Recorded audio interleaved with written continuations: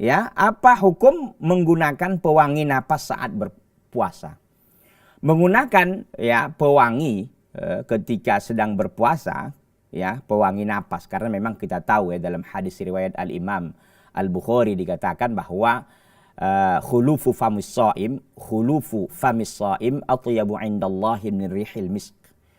Bau mulutnya orang yang berpuasa itu sesungguhnya lebih wangi di sisi Allah daripada minyak kasturi.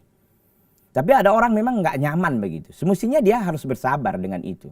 Memang itu rasanya bau ya, tapi di sisi Allah itu bukan bau. Itu lebih wangi daripada apa? Daripada minyak kasturi. Baiklah, kalau orang yang memakainya bagaimana hukumnya? Para ulama memberikan penjelasan begini.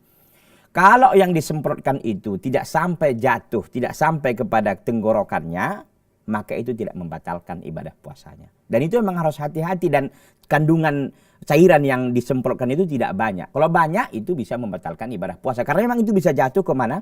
Ke tenggorokannya. Itu berbahaya, karena mulut ini kan langsung ya ke tenggorokan, saluran tenggorokan itu bersambung begitu.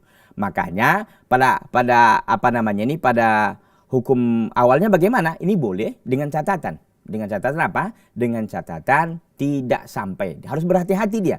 Berhati-hati sehingga tidak sampai kepada masuk ke dalam tenggorokannya. Jadi kalau memang kita lebih amannya jangan deh gitu.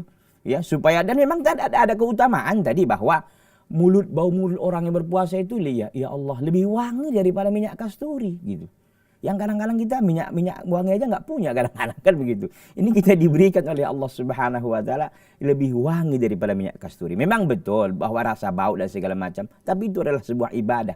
Itu namanya adalah bau yang bernilai ibadah besar di sisi Allah Subhanahu wa taala. Tapi ingat ya, berhati-hati ketika seorang yang berpuasa melakukan hal demikian sehingga tidak masuk cairan itu ke dalam tenggorokannya. Kalau memang takut ya nggak usah lah, begitu, ditinggalkan saja.